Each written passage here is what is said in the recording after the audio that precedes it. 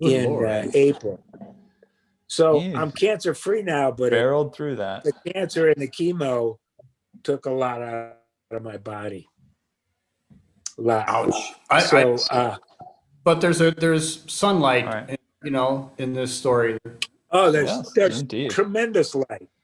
There's tremendous So, light. I'm cancer free and I'm getting better and better. And my Terrific. partner is working and we're doing restorations and I'm selling a piano too. So There you go. not dead yet, pal. all right, you guys ready to get going? Let Yeah. people in? Here we go. One Yep. second here. Okay. Hello, everyone. Gosh. Welcome to Piano Tech Radio Hour. Just let everybody filter in here for a little bit before we officially get started. Wow. Things Look are at all looking these good. humans. Oh, let's make sure and everybody, I'm going to mute everyone. Just a second.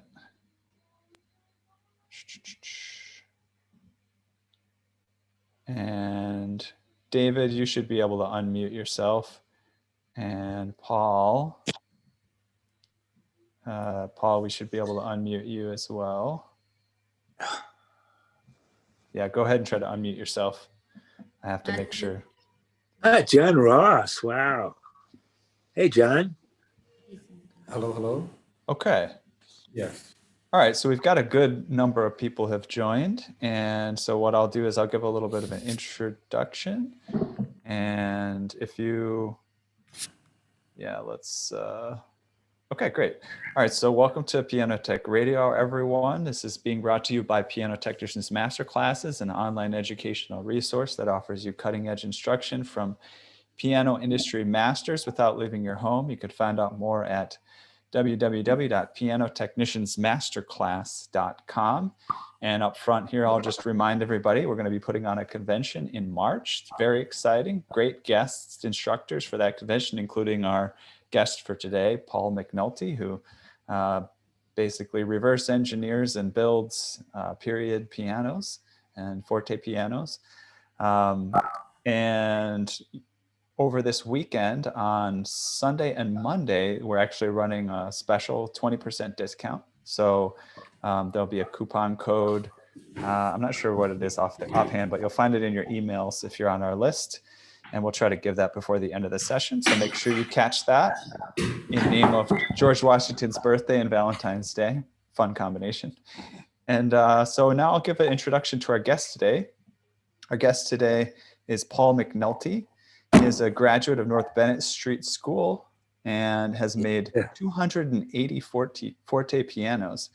His copies of Silberman, Stein, Walter, Hoffman, Fritz, and Graf feature in many recordings and are owned by prominent players and leading music institutions, such as Nikolaus Arnakor, Paul Badura Skoda, Malcolm Bilson, Ronald Brautingam, Warsaw Chopin Institute, Klassik Stiftung Weimar, Paris Opera, and Glyndebourne Festival, as well as Cornell, Oberlin, Stanford, Harvard, etc. Paul McNulty was first in modern times to build Pleyel 1830, Boisseleau 1846, Streicher 1868, and Chopin's Warsaw Piano 1826, Buchholz.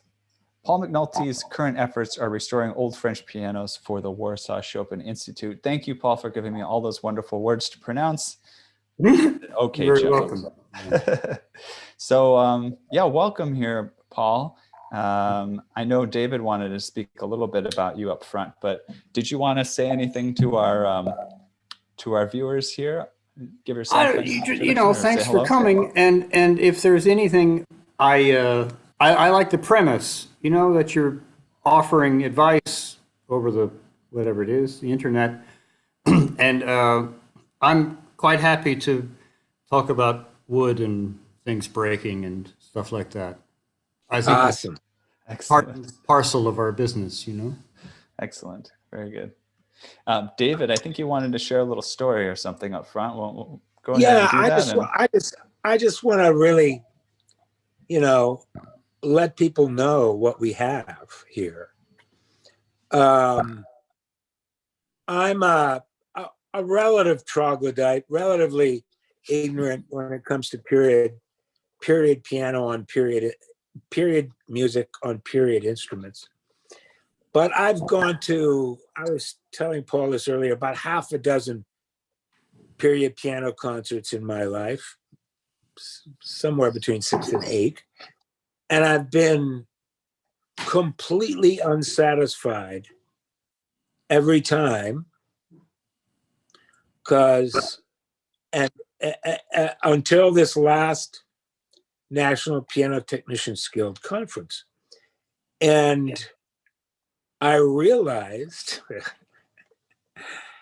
well, let me just say, I'm ashamed to say that I've just perceived basically period pianos as pianos I don't like. They sound little and rinkety and kind of fragile and brittle, and I just didn't like the sound.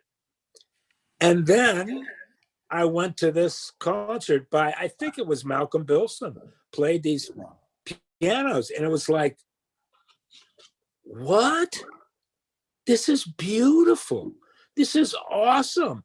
And I was sitting next to a piano technician that knew you, Paul, and he said, yeah, it's Paul McNulty. He's the best piano maker in the world for period pianos. And I said, he is, because I've heard period pianos from all over and I've hated them. These are fabulous. So just know that you're with the master that is at the top of his food chain, and he's got a lot of wisdom and a lot of areas for you. So let's have at him. Wow. Yeah, thanks. So yeah, we're very appreciative to have you here. That's for sure. I'll just maybe start the conversation off here. I'm very curious because you went to North Bennett Street School here in the United States, and I'm curious, were you already into period pianos before that? Did No, you attend I was and then you got into it?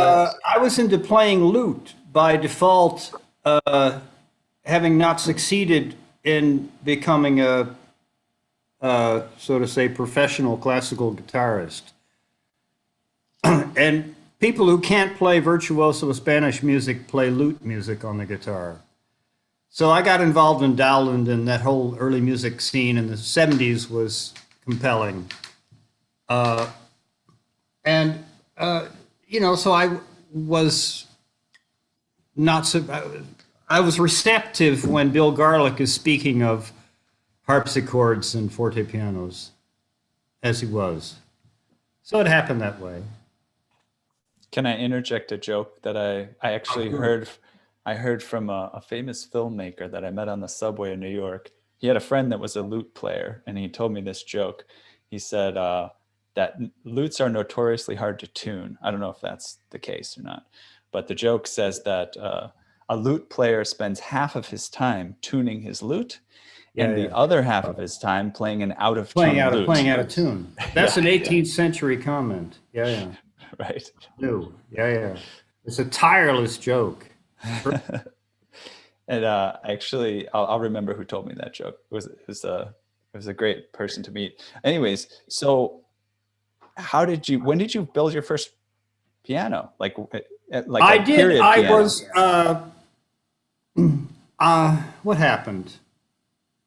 I'll keep it short. I was working for somehow by default, going through life backwards. I wound up working at the Zuckerman harpsichord factory in Stonington, Connecticut. And one day the telephone rang in the office for David Way from a lawyer in Oslo, Norway, saying, I represent the State Academy in Oslo. They paid you 3 years ago in full for a forte piano. Where is it? And the next day I was made a piano builder. Wow. And I made it, and 3 months later,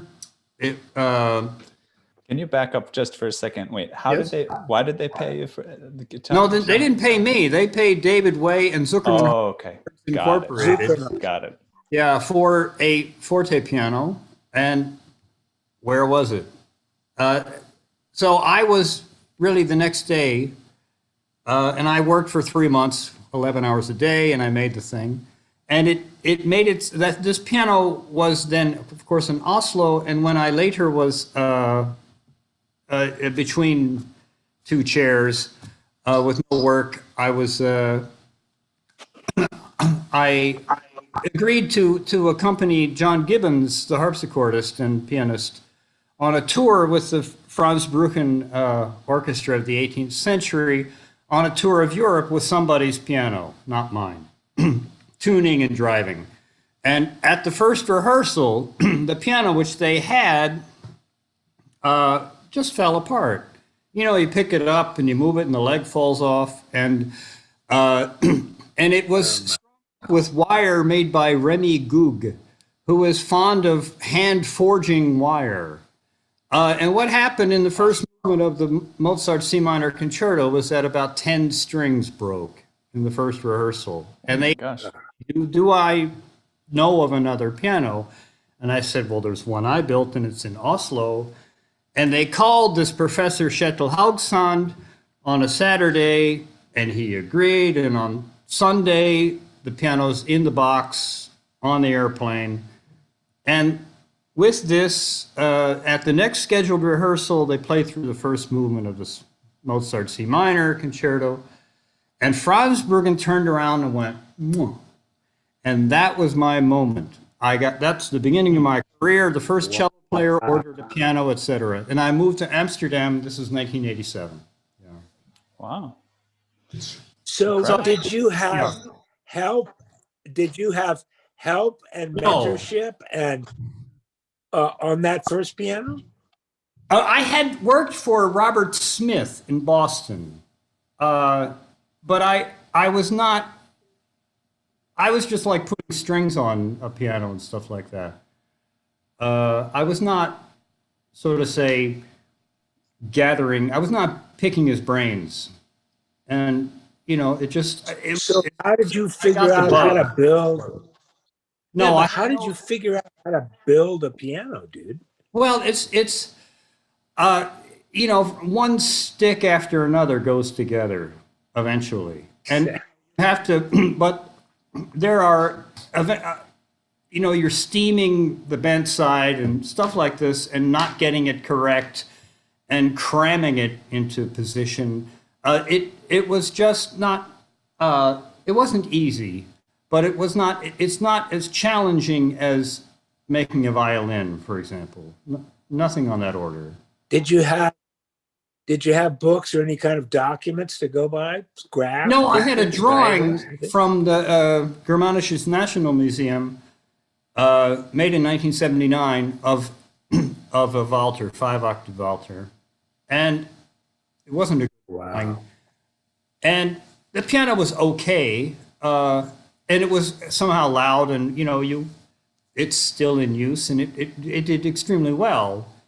If you look up, anyway, it's not important, but on YouTube, if you look up John Gibbons' Mozart piano concertos, there was live recordings during that tour, 1986. It was, and you know, it's still there on YouTube, and you hear it. The piano does well, very well. Wow. So your entire career in forte piano building and period piano building was literally on the job training. Totally. Literally failing upwards in a spiral. Right? No, yeah, true. You know, I'm not naturally well regulated or skillful. You know, or I'm not much in command. You know, but the bills have to get paid, so you grind away at it, and maybe you know, yeah. But it worked out. It worked out well, and I have.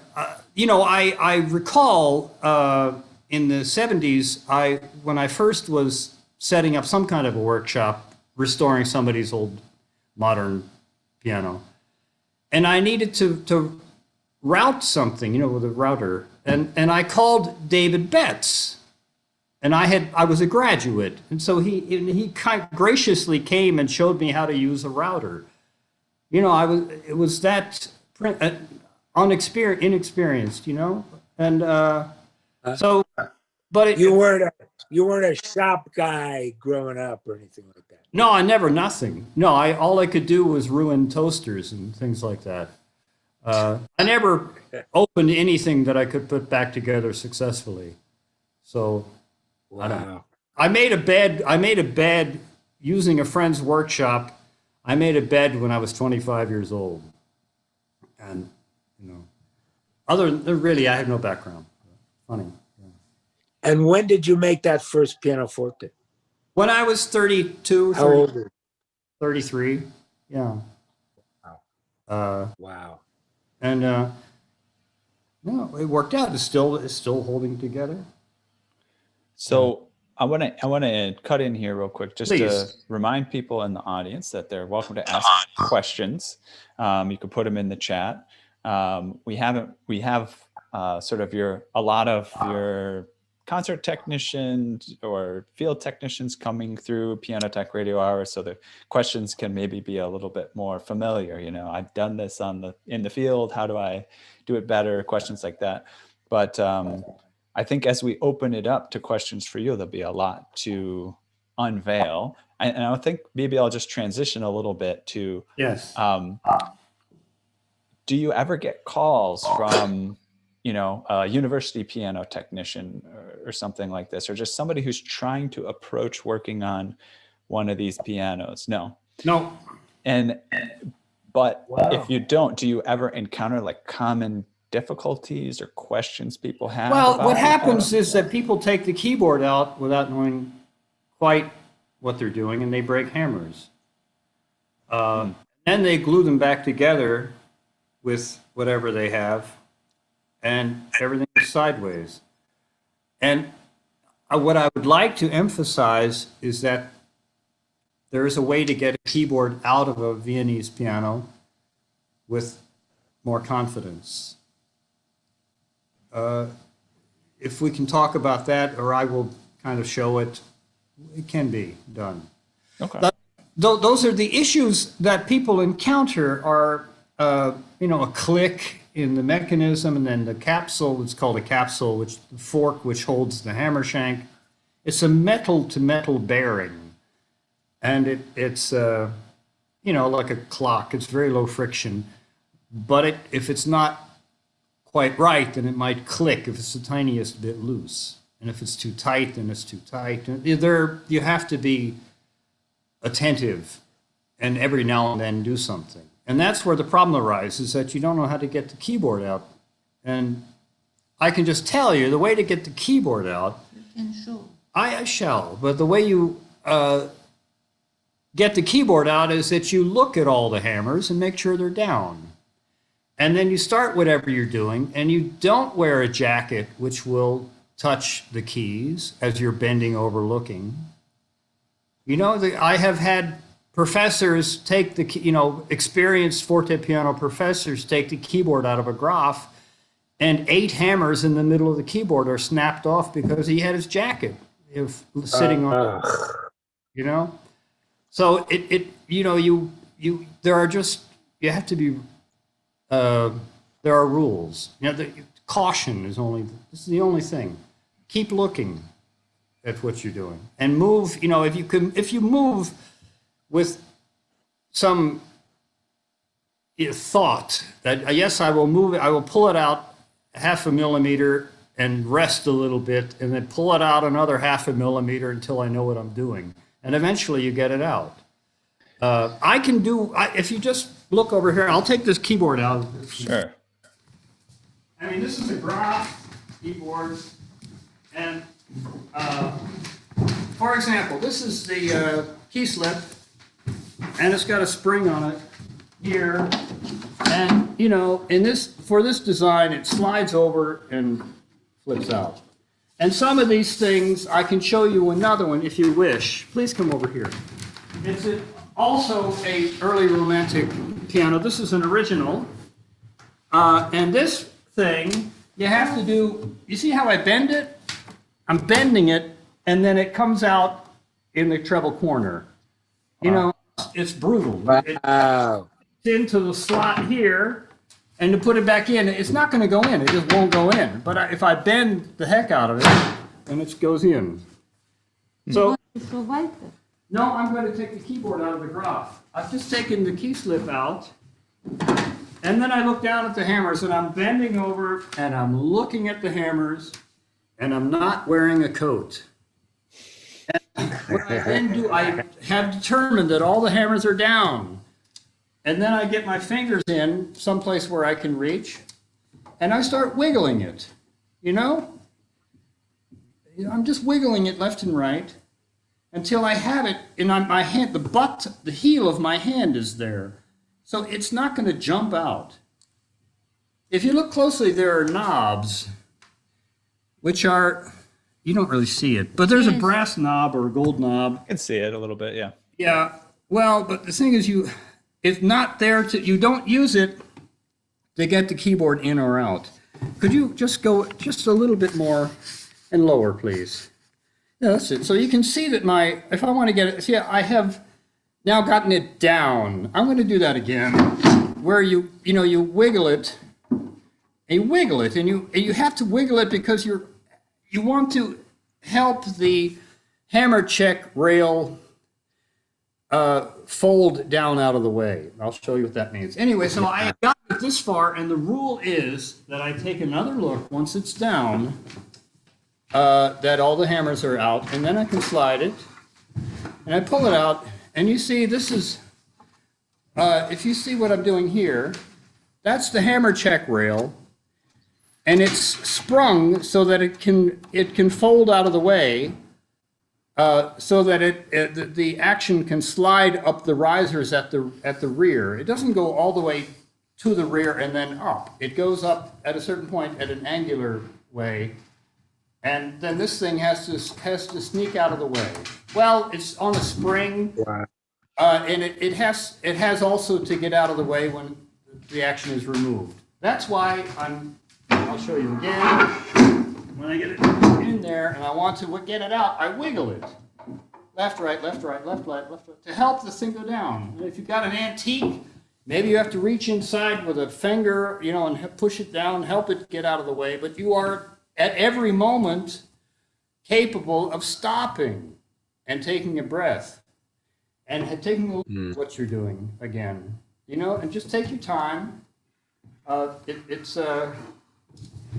It has to be done, with some, you can't be totally stressed and do this comfortably. Anyways, like so when you return the action, reach underneath, look at this. I get up on, I get it up and I got my hands on my knees, so I'm not trying anything strange. I don't. That's on the return, right? You have to bring it up. That's on the return. Here I'm going to look again. I just wiggle it, get it down.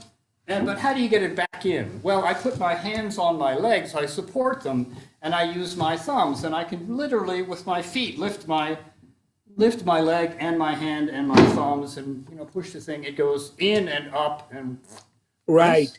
And you feel that. That's but you feel that. You don't sort of grab it with main force and try to wrench it around.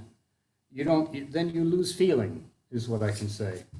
And then this goes in, and I'll show you what a Walter does.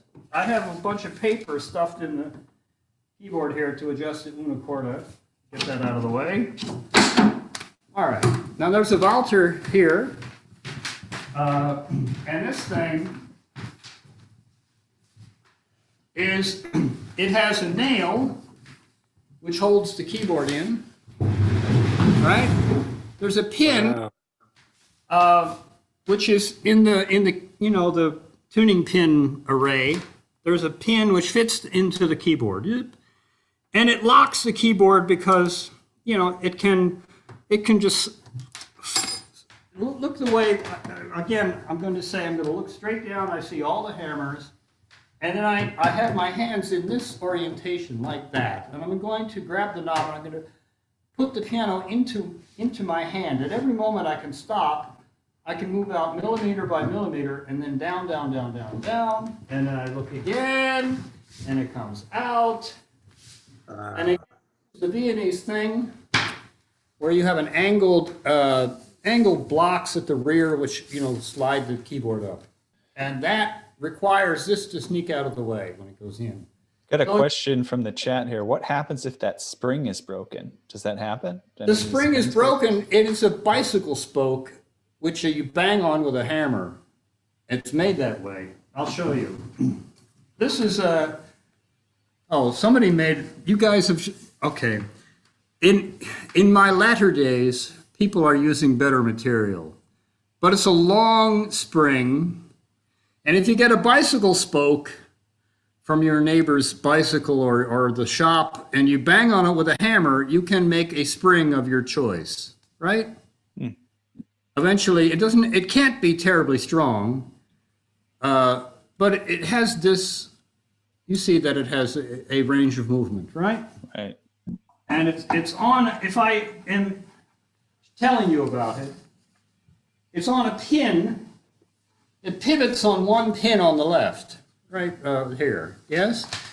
And if, for example, the hammer check somebody's piano and all the hammers are checking in the wrong, they're checking too low, for example, then you can, on a single hammer rail, you can bend the pin forward like this, and they will, all the hammers will check higher, or the reverse. You can adjust it with this nail here, this pin. I hope this is clear to you, but there's a nail here. You know? Yeah. And you tilt it, you're That's saying. what's this thing. There's a hole here, and that sits on that nail, right? And it's there for your use for adjustment. It also, you can incline it to the left, and then you're helping the rail.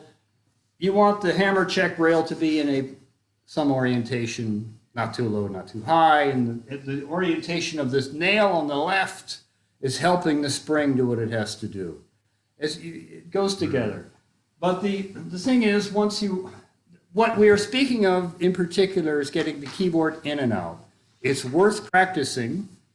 And once again, if I say I don't want to try to lift it from an awkward position, so I have my legs here, my knees, and I have my hands here, and I'm moving my feet, and by one means or another, the keyboard's going up because my fingers are there, and my fingers are on my knees. My hands are on my knees, right? So I go up, and, wait a minute, and wiggle, wiggle, wiggle, and you find it. Yes? Yeah. But I can see how people can totally screw that up because they're coming to it thinking it's a piano, like it's your modern day piano. It doesn't quite go that way. It doesn't just come straight out. And you can't blame the piano for having this feature. There are technicians who blame the piano in that case, after they break something. That's bizarre. Form, as we say, you know? It sounds like a human thing to do. It's a human thing to do. But I'm gonna cut in here real quick. I'll just mention to the people that are watching on Facebook and YouTube, we're gonna sign off in a minute on Facebook, YouTube. So there should be a link in the chat there that you can come and join us on Zoom. So just wanted to warn people that that's about to happen. I do have some questions here in the chat as well.